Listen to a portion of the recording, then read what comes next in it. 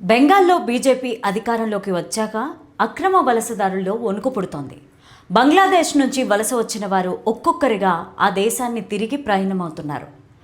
BJP ప్రభుత్వం ఏర్పడిన నాటి నుంచి ఇప్పటి వరకు ఎంతమంది వలసదారులు బంగ్లాదేశ్ వెళ్ళిపోయారు? వలసదారులపైన బీజేపీ ఎందుకు కఠినంగా వ్యవహరిస్తోంది? బీజేపీ తీసుకున్న ఈ నిర్ణయంపై బంగ్లాదేశ్ నుంచి ఎలాంటి రియాక్షన్ వచ్చే అవకాశం ఉంది? చూద్దాం. పశ్చిమ బెంగాల్లో మొదటిసారి అధికారంలోకి వచ్చిన బీజేపీ సర్కార్ తన మార్క్ రాజకీయం కనబరుస్తోంది. బంగ్లాదేశ్ నుంచి వచ్చిన వలసదారులకు అడ్డాగా పేరొందిన బెంగాల్ను జల్లెడపడుతోంది. బీజేపీ ప్రభుత్వం ఏర్పడ్డాక వలసదారులు సైతం భయంతో వణికిపోతున్నారు. బంగ్లాదేశ్కు వెళ్లడం తప్ప వేరే దారి వారికి కనిపించడం లేదు. దీంతో ఒక్కొక్కరిగా బంగ్లాదేశ్ వైపు తిరుగు ప్రయాణం అవుతున్నారు. ఇప్పటి వరకు దాదాపు 4,800 మంది అక్రమ వలసదారులను బంగ్లాదేశ్కు వెనక్కి పంపించిందని స్వయంగా రాష్ట్ర ముఖ్యమంత్రి సువేందు అధికారి ప్రకటించారు.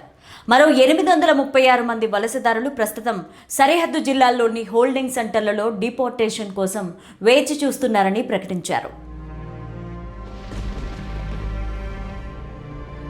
బెంగాల్లో మే నెలలో జరిగిన ఎన్నికల్లో బీజేపీ ప్రభుత్వం అధికారంలోకి వచ్చిన నాటి నుంచి కూడా అమల్లోకి తెచ్చిన విధానాలు వలసదారులకు కంటి మీద కునుకు లేకుండా చేస్తున్నాయి.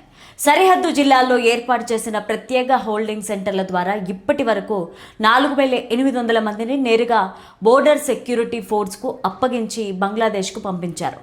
బెంగాల్లో బీజేపీ ప్రభుత్వ కఠిన నిర్ణయాలు తీసుకోవడంతో అరెస్టుల భయంతో హకీంపూర్, మాల్దా వంటి సరిహద్దుల వద్ద వందలాది మంది అక్రమ వలసదారులు తమ కుటుంబాలతో సహా స్వచ్ఛందంగా బంగ్లాదేశ్కు వెళ్లిపోవడానికి క్యూ కడుతున్నారు.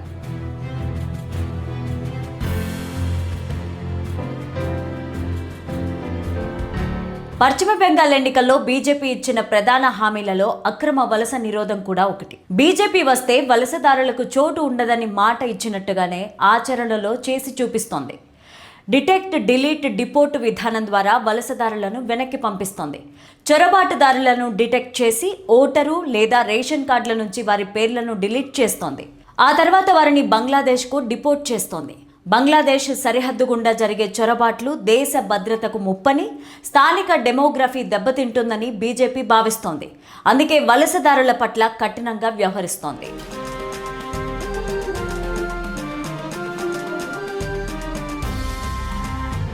అనుమానిత వలసదారులను 30 రోజుల పాటు ఉచిత బయోగ్రాఫిక్ సేకరించడానికి మాల్దా, మర్షీదాబాద్లోని హోల్డింగ్ సెంటర్లు ఏర్పాటు చేశారు. అలాగే 45 రోజులుగా పెండింగ్లో ఉన్న సుమారు 100 కిలోమీటర్ల సరిహద్దు ఫెన్సింగ్ పనులను పూర్తి చేయాలని యంత్రాంగం లక్ష్యంగా పెట్టుకుంది.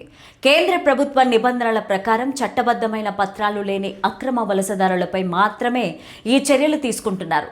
అయితే ఈ భారీ డిపోర్టేషన్ డ్రైవ్ భారత్ బంగ్లాదేశ్ ద్వైపాక్షిక సంబంధాలపైన తీవ్ర ప్రభావం చూపే అవకాశం ఉందని నిపుణులు సూచిస్తున్నారు. ఒకేసారి వేలాది మందిని బంగ్లాదేశ్ సరిహద్దుల వైపు నెట్టివేయడం వల్ల ఢాకా నుంచి తీవ్ర అభ్యంతరాలు వ్యక్తమయ్యే అవకాశం ఉంది. తమ పౌరులుగా ధృవీకరించని వ్యక్తులను అంగీకరించడానికి బంగ్లాదేశ్ నిరాకరించే అవకాశం ఉంది. దశాబ్దాలుగా భారత్లో నివసిస్తున్న శ్రామికులు ఒక్కసారిగా తిరిగి రావడం వల్ల బంగ్లాదేశ్లో ఉపాధి సమస్యలు, సరిహద్దుల వెంబడి మానవీయ సంక్షోభం తలెత్తే ముప్పు ఉందని అంతర్జాతీయ విశ్లేషకులు భావిస్తున్నారు. అంతేకాకుండా సరిహద్దుల వద్ద వలసదారులు భారీగా గుమికూడి ఉండడంతో భారత బీఎస్ఎఫ్, బంగ్లాదేశ్ బోర్డర్ గార్డ్స్ మధ్య అలర్ట్ ప్రకటించాల్సి వస్తోంది. బీజేపీ ప్రభుత్వం తీసుకున్న ఈ నిర్ణయం పట్ల కాస్త ఆందోళన వ్యక్తమవుతున్న దేశ భద్రతలో కొన్ని కఠిన నిర్ణయాలు తప్పవని మేధావులు చెబుతున్నారు.